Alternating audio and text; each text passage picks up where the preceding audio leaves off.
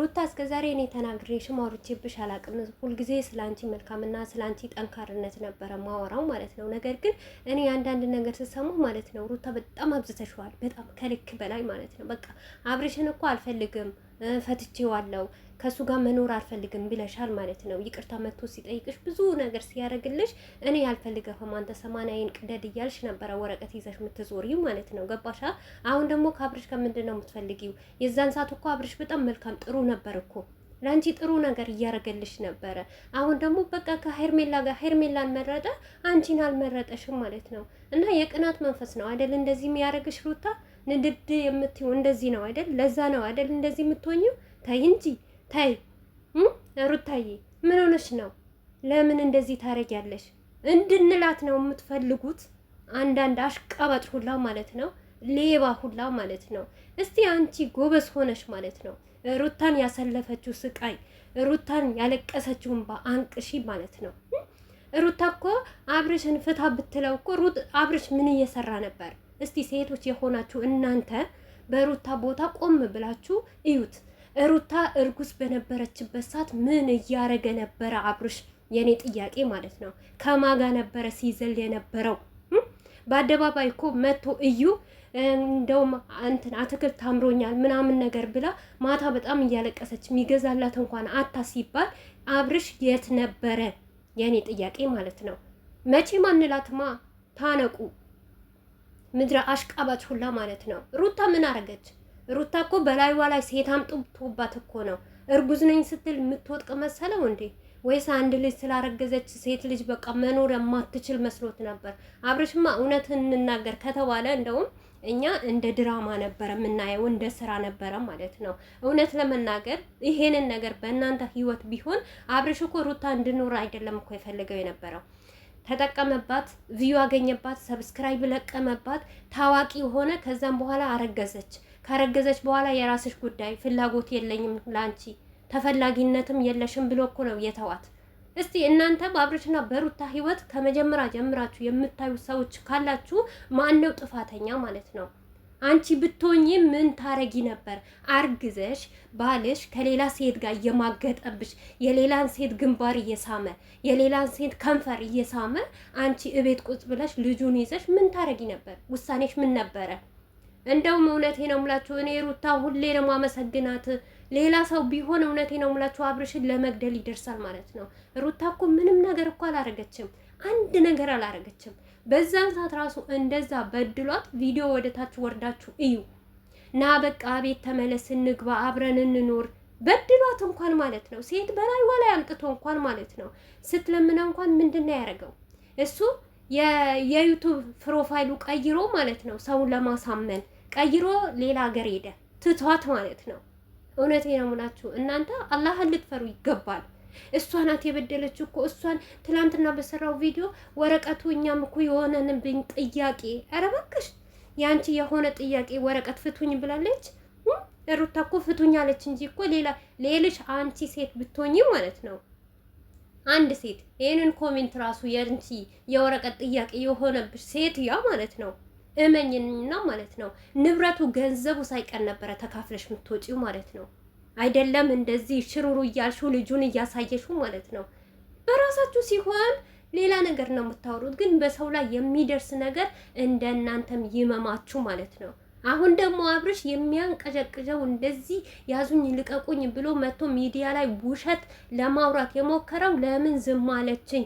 መታ ለምን አላለቀሰችም? መታ ለምን ነገር አልፈለገችኝም ነው እንጂ ከመጀመሪያ እስከ መጨረሻ ድረስ አብርሽ ነው ጥፋተኛ፣ ሩታ ጥፋተኛ አይደለችም። እኔ ባሌ እርጉዝ እያለሁ መጥቶ ሌላ ሴት አምጥቶ በላይ ላይ ግንባሯን እየሳመ በአደባባይ እኮ ነው አብርሽ። ለምን እንድንናገር ታረጉናላችሁ? አይተናል እኮ ስሜቱ መቆጣጠር ያቃተው። ቪዲዮ እናምጣው እንዴ ሱሪውን እንዴት እንደበሰበሰ ማለት ነው። ከምሬ ነው የምላችሁ። እዚህ ጋር ብዙ ሰው የሚያየው ቪዲዮ አለ። እኔ ብዙ ነገር መናገር እችላለሁ፣ ነገር ግን በጣም እረፊ ስለምባል ነው እንጂ ማለት ነው። ሄዳችሁ እዩት። እንደዛ ሆኖ እኔ የቤቴ ሲመጣ በምናምኝ እሺ ልመነው። እኔ በሽታ አይዘኝም? ለበሽታ እንኳን አልፈራም እንዴ?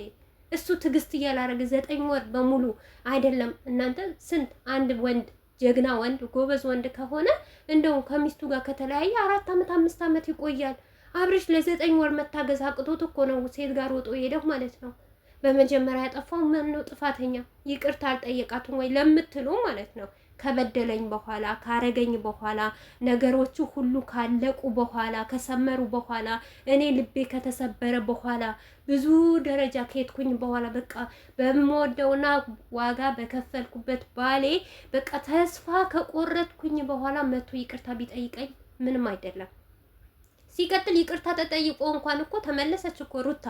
ይቅርታ ጠይቋት እንኳን ምግብ አብረው ሊበሉ መጥተው በስነ ስርዓት ባለው መንገድ ሲመጡ እኮ እሱ ጉርሻ ታውቃላችሁ፣ አንድ ጉርሻ ለመጠበቅ እንኳን አልታገሰም። ቢታገስ ኖሮ ትዳሩን ቢፈልግ ኖሮ ሩታን ቢያከብራት እንደ ቤት እንደ ባለቤት አይደለም ሰው ሰብስቦ እንኳን ሊበላ አንድ ሰው አያስገባም ነበረ። ዛሬ የኔና ያንቺ ጊዜ ነን። በቃ ቁጭ ብለን በጠረጴዛ በኩል ማውራት አለብን።